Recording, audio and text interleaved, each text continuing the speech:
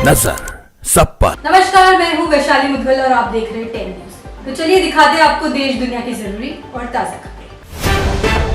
नेपाल में नई सरकार को लेकर सेना मुख्यालय में अहम वार्ता चल रही है। जेनजी के साथ प्रतिनिधि आर्मी से बातचीत कर रहे हैं। पूर्व जज सुशीला कार्की और दुर्गा प्रसाई को भी सेना सुरक्षा में हेडक्वार्टर लाया गया। माना जा रहा है कि कार्की और प्रसाई जेनजी और सेना नेतृत्व के बीच मध्यस्थ की भूमिका निभाएंगे। नेपाल में जेनजी के समर्थन से पूर्व जज सुशीला कार्की को अंतरिम प्रधानमंत्री चुना गया है। औपचारिक घोषणा सेना की मीटिंग में होगी। सुशीला ने भारत के लिए गहरी मोहब्बत जताई और प्रधानमंत्री मोदी की तारीफ की। उन्होंने कहा कि भारत नेपाल का रिश्ता सरकारों से नहीं, दिल से दिल तक है और दोनों देशों की दोस्ती को और मजबूत बनाया जाएगा।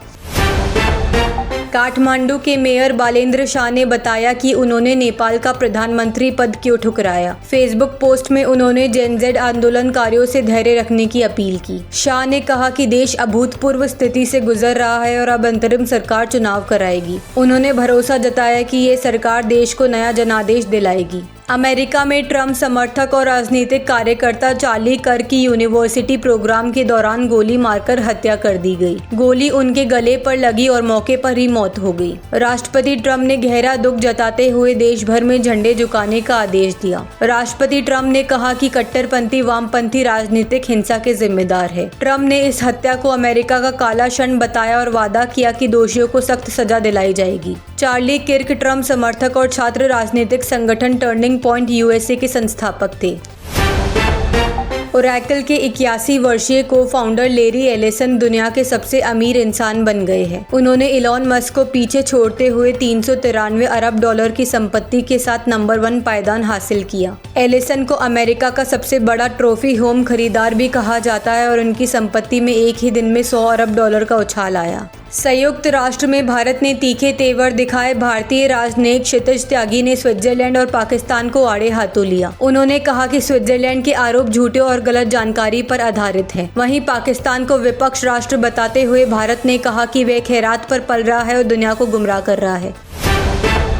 नेपाल के बाद फ्रांस में भी सरकार विरोधी आंदोलन भड़क गया है। बजट कटौती और राष्ट्रपति मैक्रोन के इस्तीफे की मांग को लेकर 1 लाख लोग सड़क पर उतरे। प्रदर्शनकारियों ने बस को आग लगा दी और ट्रेनों को रोका। सरकार ने 80,000 पुलिसकर्मी तैनात किए और 300 उपद्रवी गिरफ्तार किए। आंदोलन का नाम दिया ब्लॉक एवरीथिंग। प्रधानमंत्री नरेंद्र मोदी वाराणसी पहुंचे और मॉरिशस के पीएम नवीन चंद्र रामगुलाम संग भव्य रोड शो किया। दोनों नेताओं के बीच आर्थिक नीतियों, पर्यटन, शिक्षा, विज्ञान और ब्लू इकोनॉमी पर बातचीत हुई। यह दौरा भारत मॉरिशस संबंधों को मजबूत करने की दिशा में अहम माना जा रहा है। वाराणसी में लोगों ने पीएम मोदी का गर्मजोशी से स्वागत किया।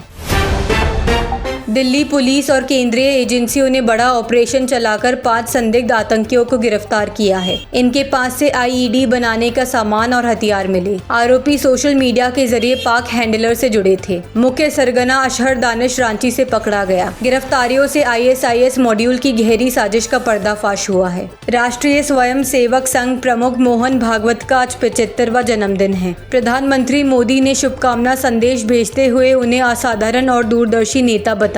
मोदी ने कहा कि स्वयं सेवकों का सौभाग्य है कि उनके पास भागवत जैसे परिश्रमी सरसंघचालक है, जिन्होंने हमेशा राष्ट्र को सर्वोपरि रखा और संगठन को नई ऊंचाइयों तक पहुंचाया।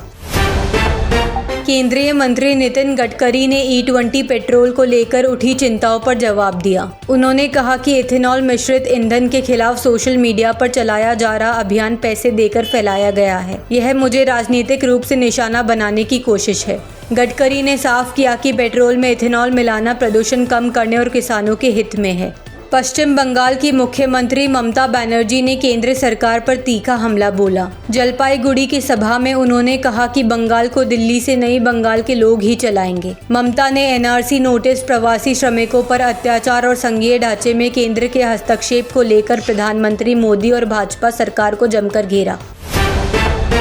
पुरी जिले में एक महिला शिक्षक और उसके मित्र को पति ने सरेआम बेइज्जत किया। आरोपी ने महिला को पीटा, उसके मित्र के कपड़े उतरवाए और दोनों को माला पहनाकर सड़क पर घुमाया। घटना का वीडियो वायरल होने के बाद पुलिस ने आरोपी पति को गिरफ्तार किया। यह मामला पूरे राज्य में गुस्से का कारण बना। उत्तर प्रदेश के बागपत में दिल दहला देने वाली वारदात हुई। नेपाल मूल की तेज कुमारी ने पति से विवाद के बाद अपनी 3 बेटियों की गला घोंटकर हत्या कर दी और खुद फांसी लगा ली। पति दिल्ली में ड्राइवर का काम करता था। पैसों की तंगी और भविष्य की चिंता ने परिवार को इस खौफनाक अंजाम तक पहुंचा दिया।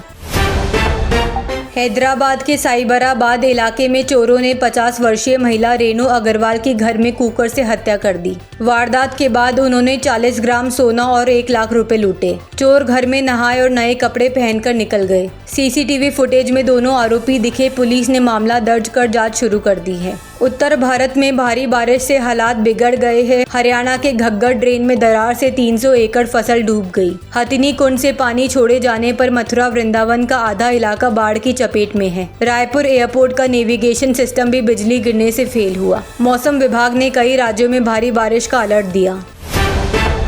सुप्रीम कोर्ट ने Bharat Pakistan Asia cup match रद्द करने की मांग खारिज कर दी। याचिकाकर्ता ने इसे राष्ट्रीय गरिमा और सैनिकों के बलिदान के खिलाफ बताया था। अदालत ने कहा कि ये सिर्फ एक मैच है, इसे होने दीजिए। मैच 14 सितंबर को दुबई में खेला जाना है और कोर्ट ने जल्दबाजी से सुनवाई से इनकार कर दिया। एशिया कप में भारत ने यूएई को 9 विकेट से हराया। दुबई इंटरनेशनल स्टेडियम में यूएई मात्र 57 रन पर सिमट गया। जवाब में भारत ने लक्ष्य सिर्फ 27 गेंदों में 1 विकेट खोकर पूरा कर लिया। यह भारत का अब तक का सबसे छोटा T20 मैच साबित हुआ। इस जीत से टूर्नामेंट में भारत की धमाकेदार शुरुआत हुई।